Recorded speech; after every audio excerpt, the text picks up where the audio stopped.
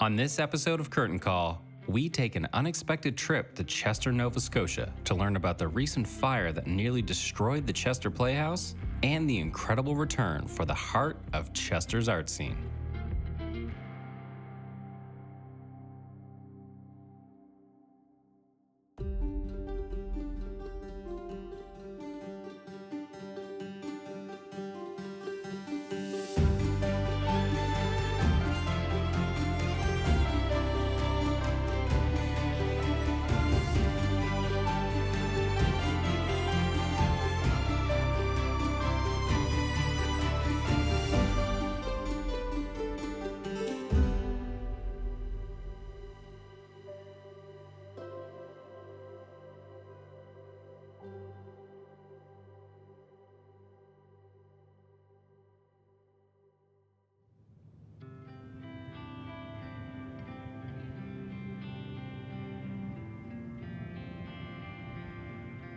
During the filming of this season of Curtain Call, we made an unplanned and unexpected detour to Chester, Nova Scotia, after hearing about a recent fire that almost destroyed the iconic Chester Playhouse.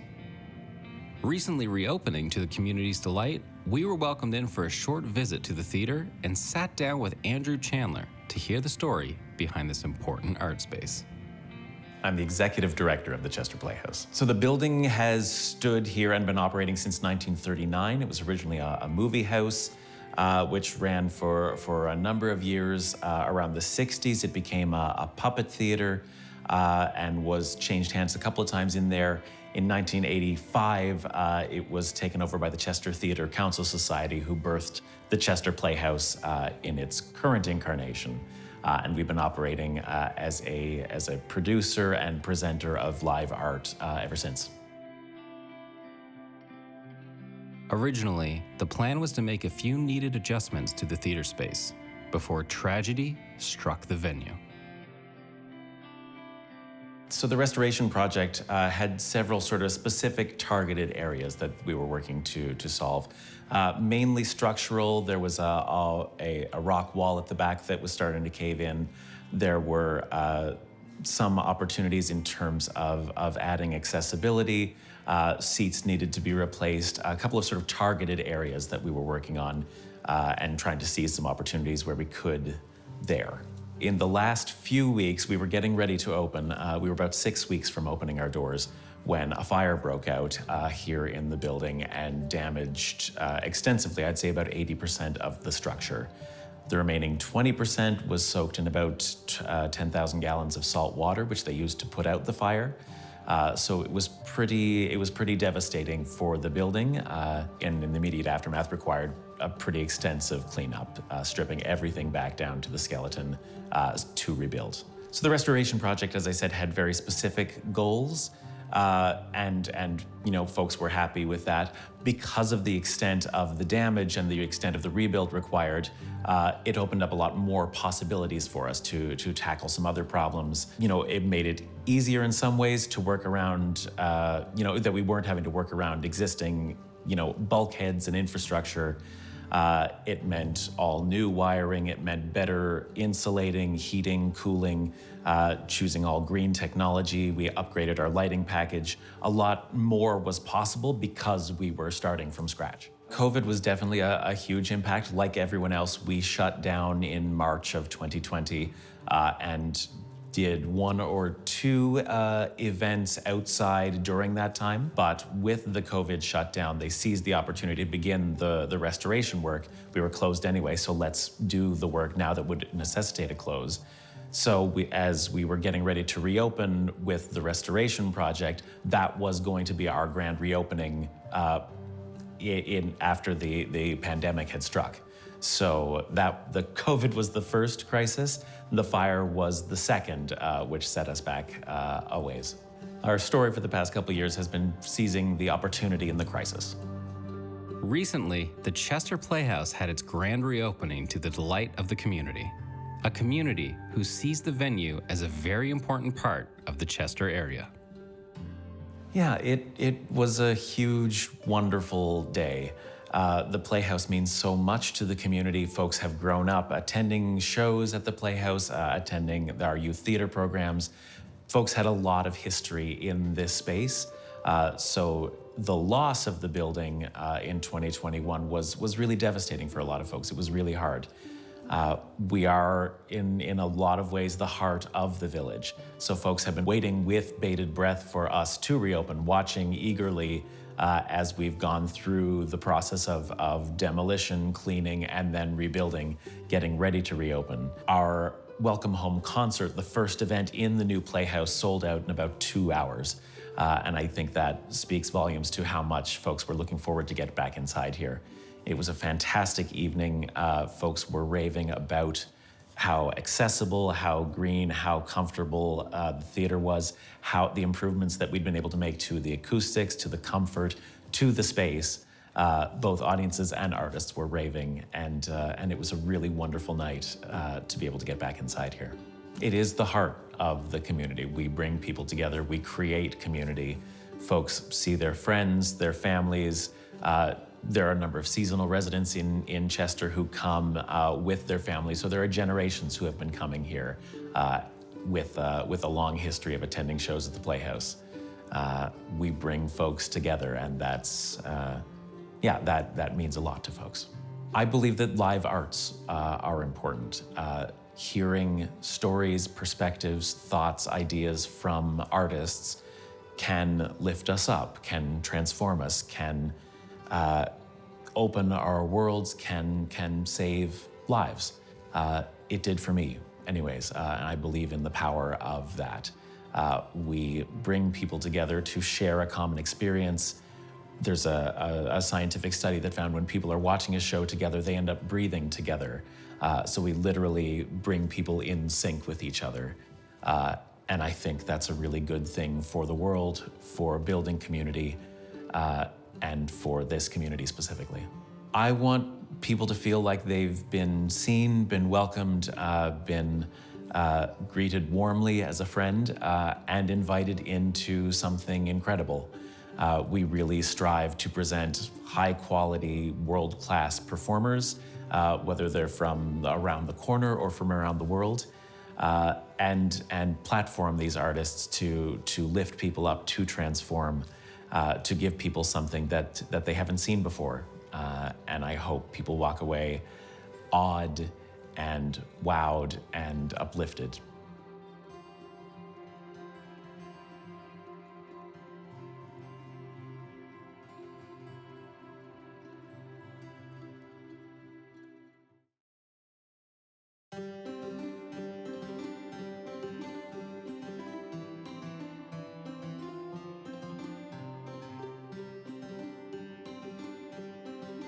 Restored, redesigned, and updated for the modern era, the Chester Playhouse is home to a wide variety of shows. There really is something for everyone under the brand new roof of this gorgeous art venue.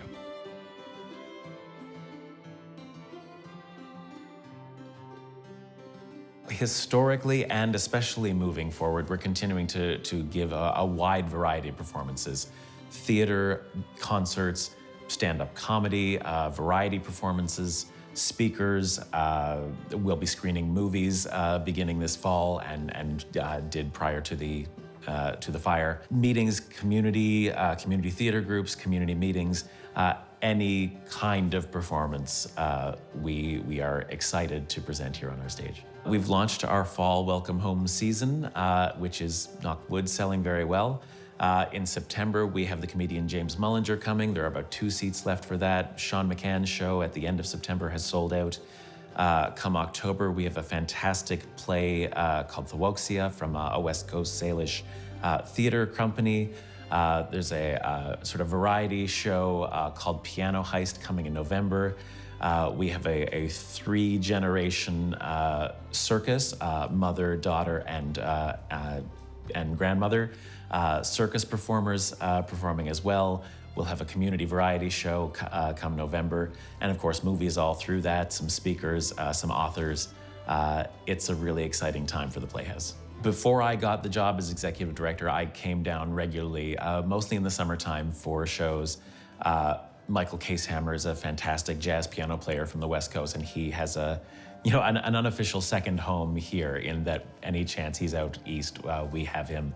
And he's got a rabid fan base here in Chester.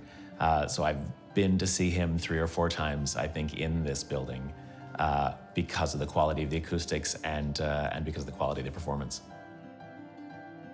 While our visit to the Chester Playhouse was short, we got a few moments to check out the space, both inside and out, and captured that on camera for you to get a taste of what the newly restored venue has to offer.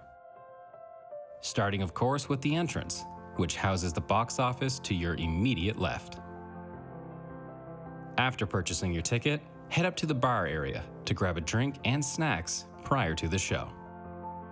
And then, when you're all ready to go, head inside this jaw-dropping space to find your seat, and prepare to be blown away by the performance or film you're about to see.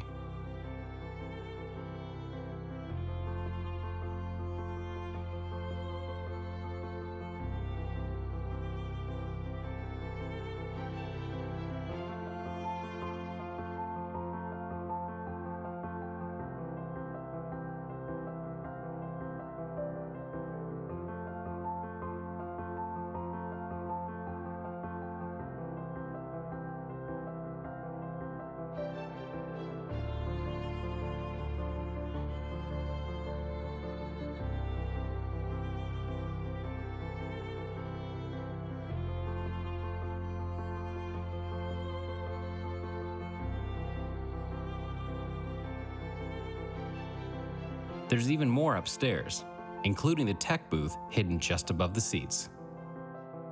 There's also a bright and open meeting room space.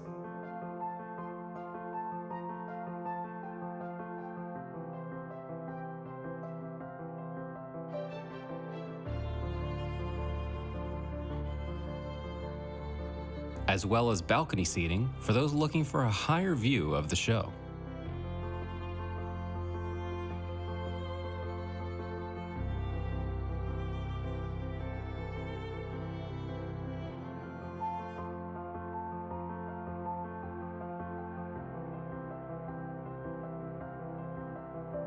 The inside isn't the only place with new features. Having rebuilt from the ground up, the outside space also includes a gorgeous wooden seating area for those waiting for the doors to open.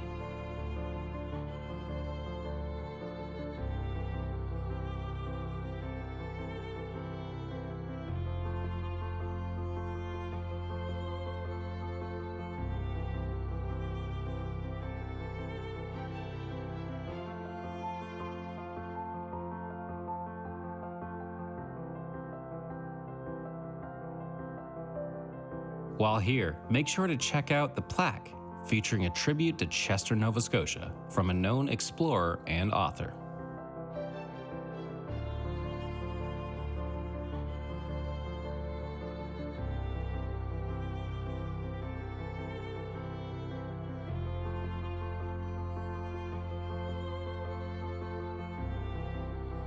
Above the seating area are a brand new set of stairs, allowing more access to the various spaces of the theater.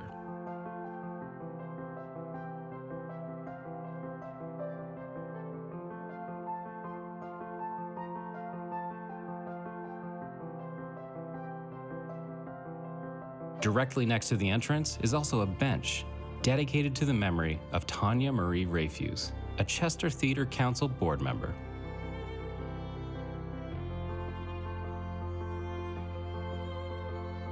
Above the bench, make sure to take a look at the latest poster on display to see just what kind of show might be playing next at the Chester Playhouse, including some names you might recognize from this very show, like Colleen McIsaac, who through the Villains Theatre will be presenting the play A Beginner's Guide to the Night Sky at the venue.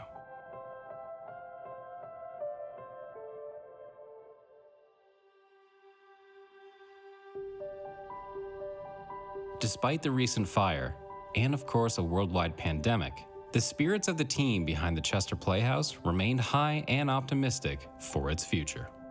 In the time between the fire and the rebuild, we didn't let the fire stop us. So as we had our sort of opening planned when the fire struck, and we had about 6 weeks to pivot and reimagine our programming to happen in and around various venues around the community.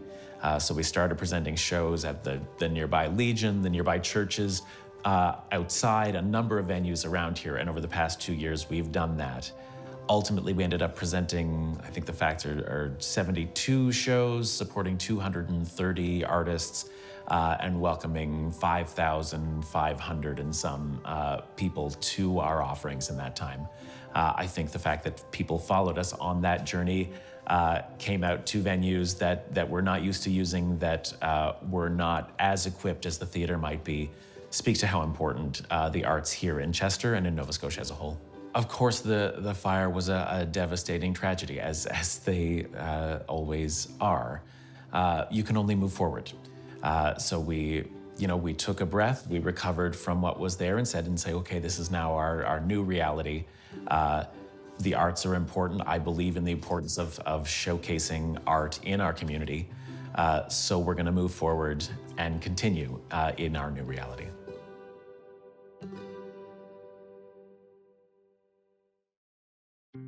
During my time researching the Chester Playhouse, I learned so much about the theater that has stayed in the hearts and minds of those within the community and beyond. I also noticed a familiar name while looking at the upcoming shows, a name that many will recognize in the Nova Scotia music scene, and for me personally, has been a friend for nearly a decade. Luckily for me, he was able to join me digitally for a conversation about music and the upcoming show at the Chester Playhouse. My name's John Landry. I'm a performer with an ancient band called the Stanfields, and I am also a producer and record label owner. Now with the Stanfields, I know that you've toured extensively over the years. Can you kind of run us down what that looked like, taking advantage of Nova Scotia's venues? We really started small.